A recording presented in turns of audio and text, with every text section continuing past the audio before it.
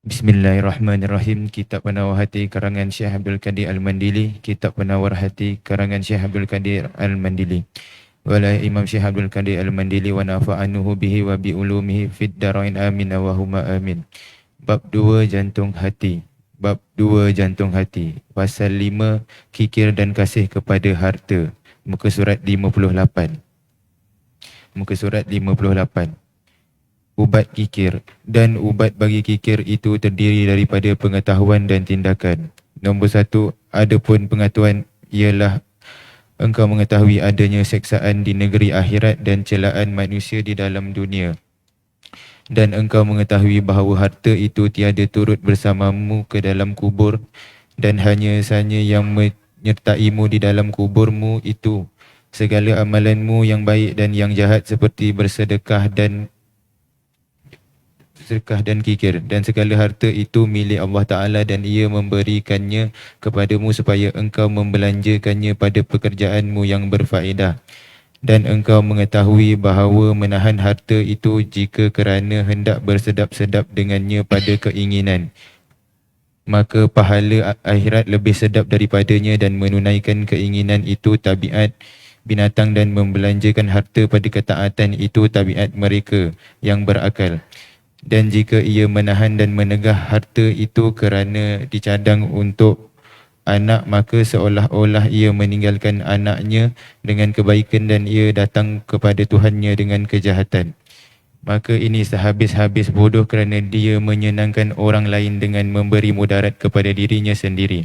Nombor 2, adapun tindakan ialah engkau memberhati dan menggagahi dirimu pada memberi dan pada murah hati. Engkau sentiasa memperbuat yang demikian itu hingga amalan murah hati itu menjadi adat bagimu. Dan engkau perdaya diri engkau dengan mendapat baik nama jika engkau jadi pemurah dan dengan mendapat balasan di dunia dan akhirat. Maka apabila sudah menjadi beradat engkau mengeluarkan harta dan menjadi pemurah, maka engkau hendaklah menghilangkan perdayaan ini dengan beransur-ansur. Wallahu a'lam. Naam, Syekh Abdul Qadir Al-Mandili mengatakan dalam kitabnya Penawar Hati mengenai bab kikir atau al-bakhil. Saya ingat pada pertemuan yang lalu saya ada sebutkan perbezaan antara al-bakhil dengan asy-syahih dalam Al-Quranul Karim.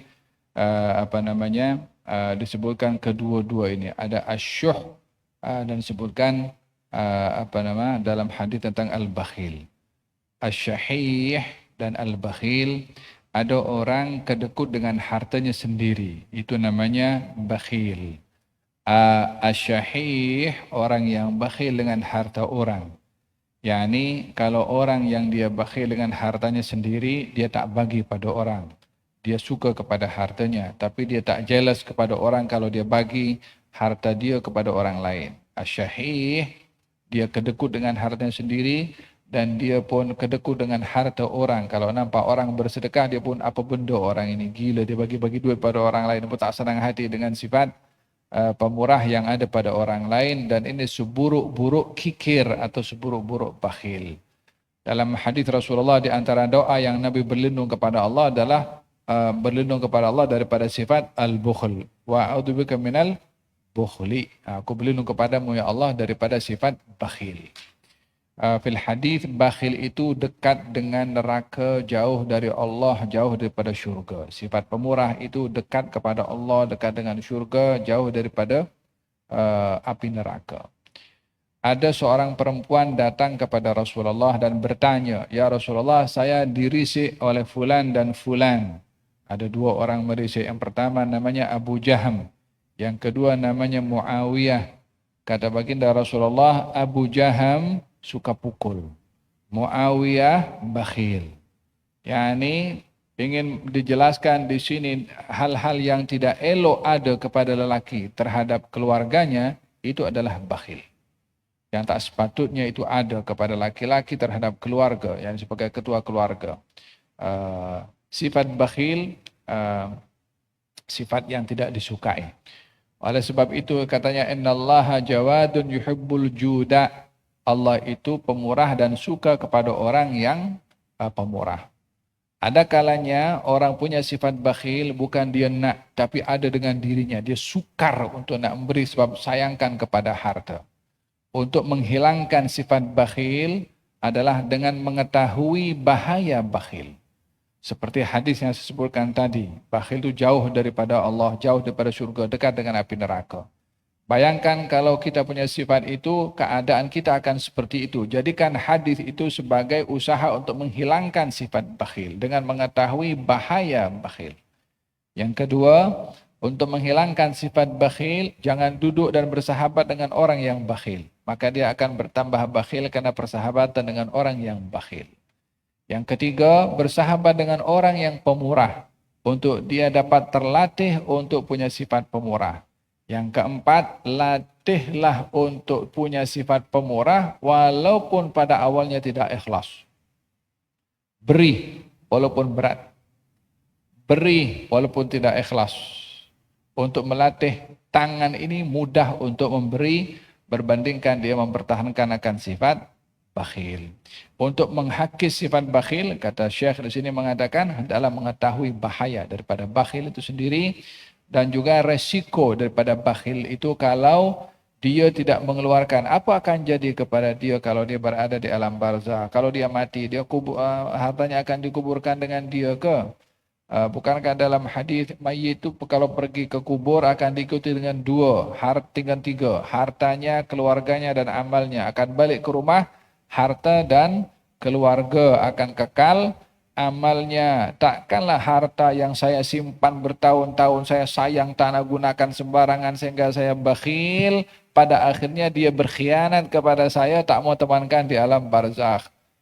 Kalaupun ditemankan di alam barzakh, dia punya kad ATM diletakkan di situ, kredit cardnya letak di situ, contohnya emasnya letakkan di situ, tak pun berfaedah pun juga. Berfikir kepada keadaan seperti itu untuk menghakis sifat bakhil daripada kita punya dalam hati kita sendiri. Mungkin juga, oh ya saya akan simpan duit itu untuk anak cucu saya. Pasal masa depan ini tak tahu nanti anak cucu macam mana. Anak hidup dengan kondisi ekonomi up and down, lebih-lebih perang minyak ni dan harganya sudah tinggi. Contohnya minyak pun naik 10 sen, turun 10 sen. Jadi macam mana kita nak berhadapan dengan faham dong. Hal-hal seperti ini bukanlah satu kesalahan seseorang itu untuk menyimpan untuk keluarganya. Bukan satu kesalahan. Tetapi jangan sampai menyimpan keluarga, dia pergi ke kubur tak bawa apa-apa. Keluarganya seronok dengan dia punya harta. Mana ada orang lebih bodoh daripada orang lain menikmati sementara dia kesusahan di alam barzakhnya. Bagi-bagilah supaya keluarga dapat, dia justru yang lebih utama untuk mendapat ketika berada di alam barzakh. Jangan sampai yang ditinggalkan seronok dengan harta, yang di dalam miskin, fakir, tak ada apa. Walihada kata baginda Rasulullah, mana harta yang kamu suka? Harta kamu atau harta ahli waris? Kata sahabat, ya Rasulullah kami suka harta kami. Kata Nabi, harta kamu yang kamu kedepankan, yakni kamu sedekahkan, harta ahli waris yang kamu simpan. Jadi seberapa banyak kita memikirkan tentang ahli keluarga yang ditinggalkan, jangan sampai kita memudaratkan diri sendiri kalau kita sudah meninggal dunia. Fahim dong? Ada berkenaan dengan bagaimana kita menghakis perasaan kikir. Wallahu ta'ala alam bissawab. Kita akan sampai pada pertemuan yang akan datang insyaAllah berkenaan dengan bab yang berikutnya.